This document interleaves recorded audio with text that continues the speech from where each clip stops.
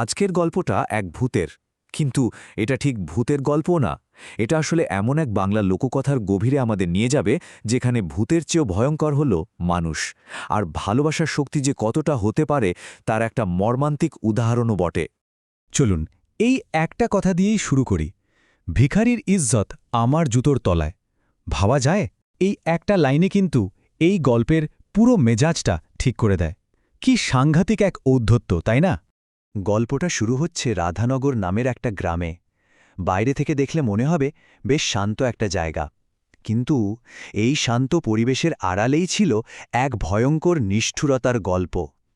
গল্পের একদিকে আছে রতন নামের এক গরিব জেলে, আর অন্যদিকে গ্রামের ক্ষমতাশালী নির্মম মহাজন হরিনাথ। রতন কিন্তু মহাজনের কাছে বিশাল কিছু চায়নি, শুধু কয়েকটা দিনের সময়। কারণটা কি? কারণ তার মা হারা ছোট্ট মেয়ে লক্ষ্মী বাড়িতে না খেয়ে আছে। বুঝতেই পারছেন, এটা টাকা পয়সার গল্প না, এটা এক বাবার তার ক্ষুধার্ত মেয়েকে খাওয়ানোর জন্য আপ্রাণ চেষ্টার গল্প। তো হরিনাথের উত্তর কি ছিল? সে কি শুধু না বলে দিয়েছিল? মোটেও না। যা সে করল তা ছিল আরও ভয়ঙ্কর। রতনের আত্মসম্মানকে সবার সামনে একেবারে পরিকল্পিতভাবে শেষ করে দেওয়ার একটা খেলা। তাকে খুঁটির সাথে বাঁধা হলো, জুতোপেটা করা হলো, এমনকি জুতোর মালা পরিয়ে দেয়া হলো। আর সবচেয়ে কষ্টের ব্যাপার কি জানেন? এই সব কিছু যখন হচ্ছিল, গোটা গ্রাম কিন্তু দাঁড়িয়ে দাঁড়িয়ে দেখছিল, একেবারে নীরব দর্শক। আসলে ওই ক্ষমতাশালী মহাজনের বিরুদ্ধে মুখ খোলার সাহসটা কারোরই ছিল না। এই নীরবতাই কিন্তু রতনের ট্র্যাজেডিকে আরও অনেক বেশি ভারী করে তোলে। এর পরের দিন সকালে যা দেখা গেল তা আরও মর্মান্তিক। মহাজনের পুকুর পাড়ের একটা আমগাছে রতনের ঝুলন্ত দেহ। ওই অপমান, ওই লজ্জা আর হতাশা সে আর সহ্য করতে পারেনি। নিজের জীবনটা শেষ করে দিল। আর তার ছোট্ট মেয়েটা, সে হয়ে গেল অনাথ। পুরো গ্রামের মধ্যে শুধু একজন মানুষ, হ্যাঁ মাত্র একজন, গ্রামের স্কুল শিক্ষক, যাকে সবাই মাস্টারমশাই বলে ডাকে। তিনি সাহস করে সত্যিটা বললেন।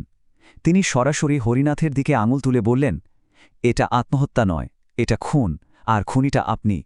রতনের মৃত্যুর পর থেকেই ওই মহাজনের পুকুরটাকে ঘিরে কেমন যেন একটা অশুভ ব্যাপার শুরু হলো।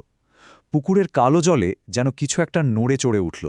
এটা ছিল এক ভয়ঙ্কর প্রতিশোধের শুরু। এখন এর পর যা ঘটতে চলেছে তা বুঝতে হলে আমাদের বাংলার একটা খুব পরিচিত লোককথার কথা জানতে হবে। সেটা হলো মেছো ভূতের গল্প। সাধারণত কোনো জেলে যদি খুব দুঃখজনকভাবে মারা যায়, তাহলে তার অতৃপ্ত আত্মায় মেছো ভূত হয়ে ফিরে আসে, মাছের জন্য তার প্রচণ্ড খিদে নিয়ে। তো ঠিক সেটাই হতে শুরু করল। রাতের অন্ধকারে পুকুর থেকে একটা পচা কালো মতো চেহারা উঠে আসত। তার হাতগুলো ছিল অস্বাভাবিক লম্বা, দড়ির মতো। সেই হাত দিয়ে সে পুকুরের গভীর থেকে সবচেয়ে বড় মাছগুলো তুলে আনত, আর ওখানেই কাঁচা খেয়ে ফেলত। মহাজনের পাহারাদাররা তো ভয়ই শেষ। তারাই ছুটে গিয়ে খবর দিল যে পুকুরে মেছোভূত এসেছে। একদিকে যখন পুরো গ্রাম মেছোভূতের ভয়ে কাঁপছে, ঠিক সেই সময় এই অন্ধকারের মধ্যেই এক চিলতে আলোর মতো একজন মানুষ এগিয়ে এলেন। তিনি আর কেউ নন, সেই মাস্টার মশাই। তিনি লুকিয়ে লুকিয়ে রতনের মেয়ে ওই ক্ষুধার্ত লক্ষ্মীর জন্য খাবার নিয়ে যেতেন। গ্রামের বাকি লোকেরা তো ভয়ে আর কুসংস্কারে মেয়েটাকে একঘরে করে দিয়েছিল, কিন্তু মাস্টারমশাই সমাজের কোনো ভয় করেননি। দেখুন, এখানেই দুটো চিন্তাধারার তফাৎটা স্পষ্ট হয়ে যায়। একদিকে গ্রামের লোকেরা, যারা ক্ষমতার ভয়ে, জাতপাতের নিয়মে আর নিজেদের বাঁচানোর তাগিদে চুপ, আর অন্যদিকে মাস্টারমশাই, যার কাছে মনুষ্যত্বই সব।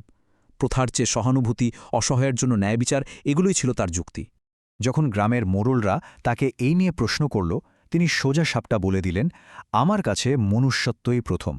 আমি আপনাদের এই পচা জাতপাত ভিত্তিক সমাজে তোয়াক্কা করি না। কি দারুণ একটা কথা, তাই না? শুধু তাই নয়, মাস্টারমশাই আর তার স্ত্রীর কোনো সন্তান ছিল না। তারা ঠিক করলেন লক্ষ্মীকে দত্তক নেবেন, নিজেদের মেয়ের মতো করে মানুষ করবেন। ভাবুন একবার, যে মেয়েটার কোনো ভবিষ্যতই ছিল না, সে একটা নতুন জীবন পেল। আর ঠিক এই মোড়েই গল্পের দুটো সুতো, মানে ওই পুকুরের ভূতের রহস্য আর মাস্টারমশাইয়ের এই মহানুভবতা একসঙ্গে মিলে গেল। আর যেভাবে মিলল তা একেবারেই অবিশ্বাস্য। মাস্টারমশাই যখন লক্ষ্মীকে নিজের বাড়ি নিয়ে যাওয়ার জন্য এলেন, তখন ছোট্ট লক্ষ্মী খুব সহজভাবে একটা গোপন কথা বলে ফেলল। সে বলল, তার বাবা তো মারা যায়নি, বাবা তো প্রতি রাতে তার জন্য খাবার নিয়ে আসে, পুকুর থেকে মাছ ধরে এনে তাকে খাওয়ায়। লক্ষ্মীকে নিয়ে যখন তারা কুঁড়েঘর থেকে বের হচ্ছেন, ঠিক তখন মাস্টারমশাই অনুভব করলেন দুটো বরফ শীতল অদৃশ্য হাত তার পায়ে এসে পড়ল, ঠিক যেমন করে গুরুজনকে প্রণাম করা হয় গভীর কৃতজ্ঞতায়। ওই মুহূর্তে মাস্টারমশাইয়ের আর কিছু বোঝার বাকি রইল না। তিনি মনে মনে বললেন, আমি এখন বুঝতে পেরেছি রতন, তুই কোনো অশুভ আত্মা ছিলি না। তুই তো শুধু একজন বাবা ছিলি, যে তার না খেতে পাওয়া মেয়েটাকে খাওয়াচ্ছিলি। আসলে ওই মেছভূত কোনো ভূতপ্রেত ছিল না, ছিল এক বাবার ভালোবাসা, এমন ভালোবাসা যা মৃত্যুকেও হার মানিয়েছিল।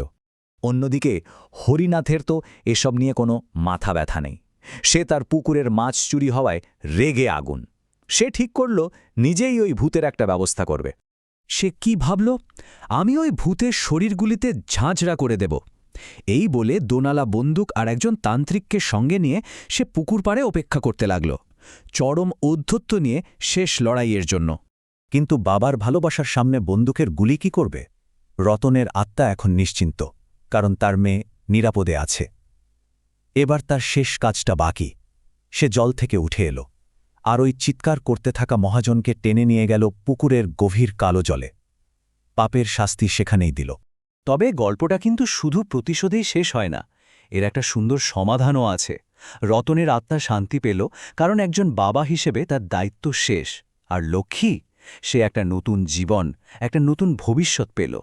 এই লোককথাটা শেষ পর্যন্ত আমাদের কাছে একটা বড় প্রশ্ন রেখে যায়। যখন একটা গোটা সমাজ অন্যায় দেখেও মুখ ফিরিয়ে নেয়, তখন ন্যায় বিচার পাওয়ার জন্য কি আমাদের শুধু এমন অলৌকিক প্রতিশোধের দিকেই তাকিয়ে থাকতে হবে?